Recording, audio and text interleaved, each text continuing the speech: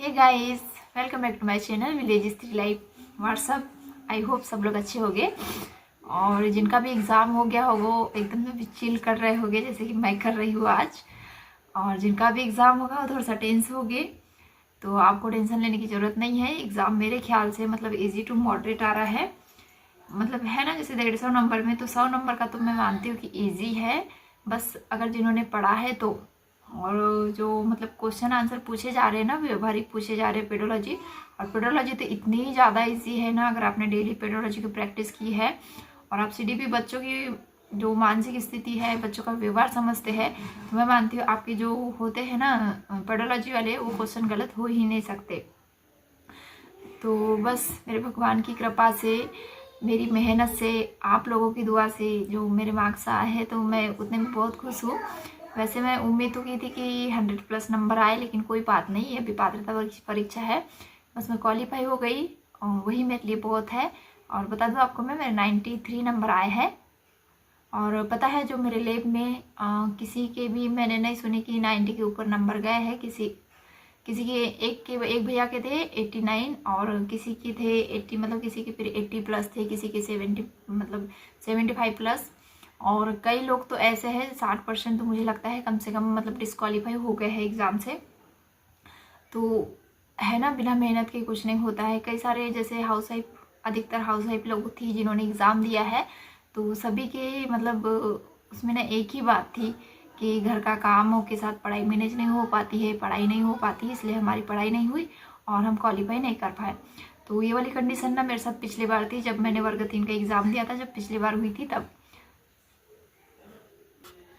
तो एक house wife भी अपने घर के कामों को मैनेज करते हुए, बच्चों की पढ़ाई, बच्चों को संभालते हुए भी पढ़ाई कर सकती है और अपना जो सपना है उसको पूरा कर सकती है। बस थोड़ा सा है, मेहनत करना पड़ता है, थोड़ा सा संघर्ष करना पड़ता है, लोगों की कुछ बातें भी सुनना पड़ता है। ऐसे नहीं कि मैं मतलब इतने 4 से 5 घंटे पढ़ती हूँ, 6 घंटे पढ़ती हूँ तो मुझे किसी का कुछ सुनना नहीं पड़ता है या कोई मुझे कुछ बोलता नहीं है। सुनना मुझे भी बहुत पड़ता है, लेकिन मैं कोशिश करती हूँ उन सारी चीज़ों को इग्नोर करूँ, क्योंकि उनकी बातों को लेके रहेंगे तो लाइफ हमें अपनी बनानी है, उनका कुछ नहीं जाना है। तो आप लोगों से भी यही कहना चाहूँगी, कोई आपको बोलता है तो बोलने दीजिए, आपका जो लक्ष्य है, आपका जो सपना है उसे पूरा करने की कोशिश कीजिए। और जो आप लोग पूछ रहे थे कि कैसे आपने एग्ज़ाम मैनेज किया, कैसे क्या क्वेश्चन आंसर आए, तो यही कहूँगी आप लोगों से, आपने अभी तक जो पढ़ा है, अगर कोर्स लिया है, आपके पास कोई PDF है या कोई नोट्स बनी हुई है तो उनको एक बार ना क्विक रिवाइज कर लीजिए, क्योंकि वहीं से आ रहा है, जहाँ से सिलेबस है वहीं से क्वेश्चन आंसर आ रहे हैं। ऐसा तो हर एग्ज़ाम में होता है कि जैसे 30 नंबर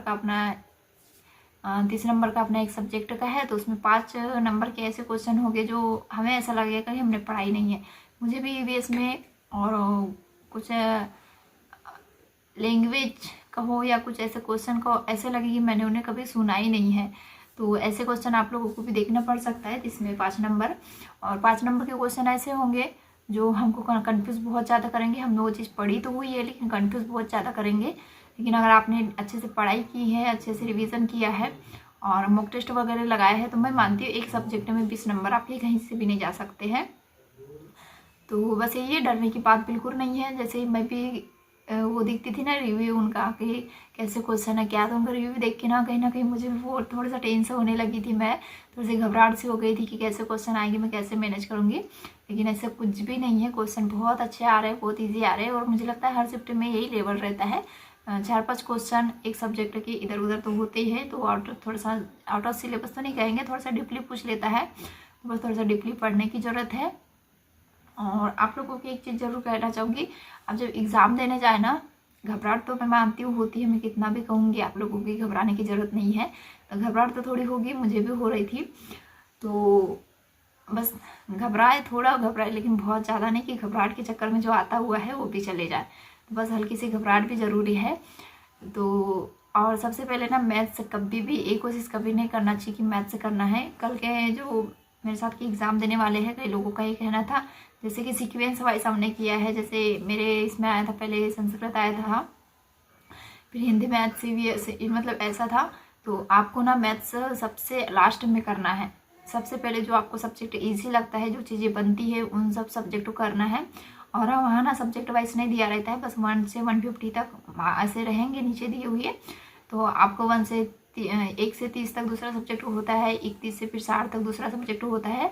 तो इस तरीके से उसको क्लिक करके आप लोग अपना जो आपको जो अच्छा सब्जेक्ट बनता है उसको चूज़ करके आप कर सकते हैं। तो मैंने तो सबसे पहले हिंदी की थी और उसके बाद फिर ईवीएस की थी, बाल विकास की थी, फिर संस्कृत की थी, उसके बाद मैथ्स की थी।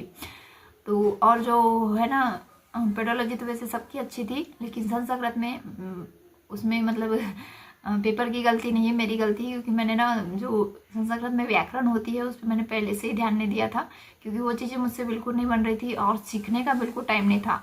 और मैंने एक चीज़ ज़रूर किया है, जो चीज़ें मुझे बन रही थी ना उसको मैंने अच्छे से अच्छा करने की कोशिश की है, और जो नया टॉपिक जुड़ते जा रहा था मैंने उस पर ध्यान नहीं दिया है, क्योंकि टॉपिक ऐसे जुड़ते जा रहे थे, हम उनको कितना भी पढ़ ले, डीपली पढ़ ले, ऐसा ज़रूरी नहीं कि वहीं से क्वेश्चन आएंगे।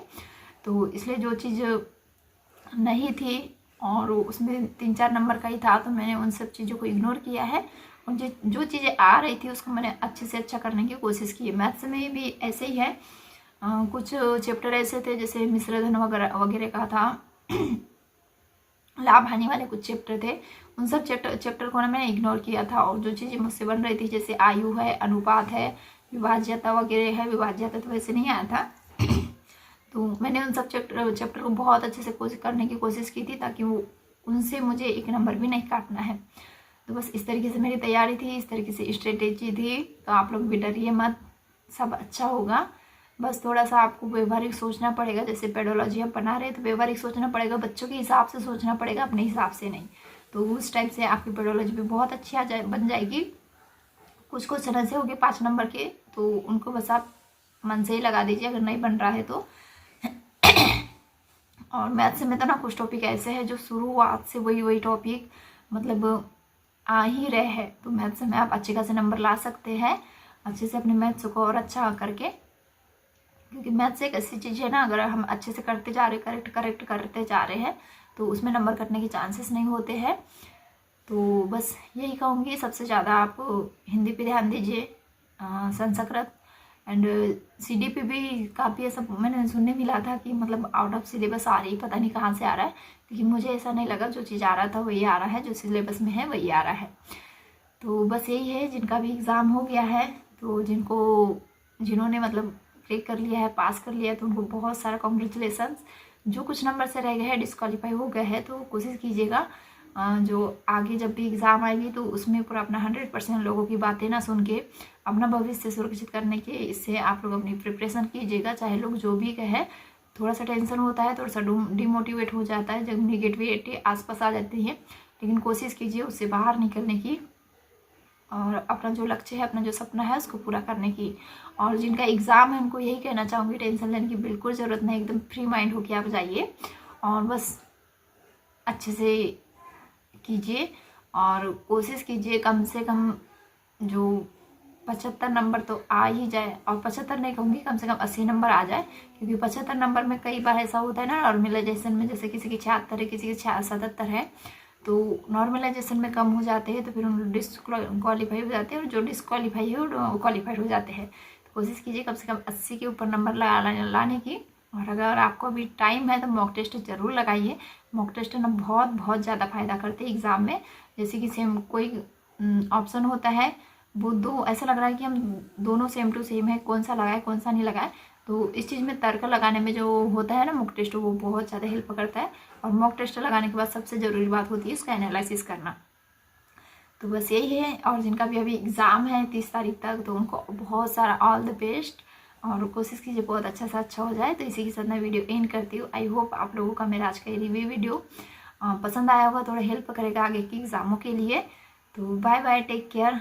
और अभी हाँ, मैं 2-3 दिन कम से कम थोड़ा सा चिल करूँगी, थोड़ा सा मतलब बहुत थक गई थी मैं आज तक पढ़ के। 2-3 दिन खुद को रेस्ट दूंगी, उसके बाद फिर से अपने प्रिपरेशन में लगना है, वर्ग 2 की मेंस में, वर्ग 3 की मेंस में। तो आप लोग भी बने रहिएगा आगे की वीडियो में, और आज का वीडियो यहीं पे एंड करती हूँ। Bye, take care, all the best जिनका भी एग्ज़ाम है उनको।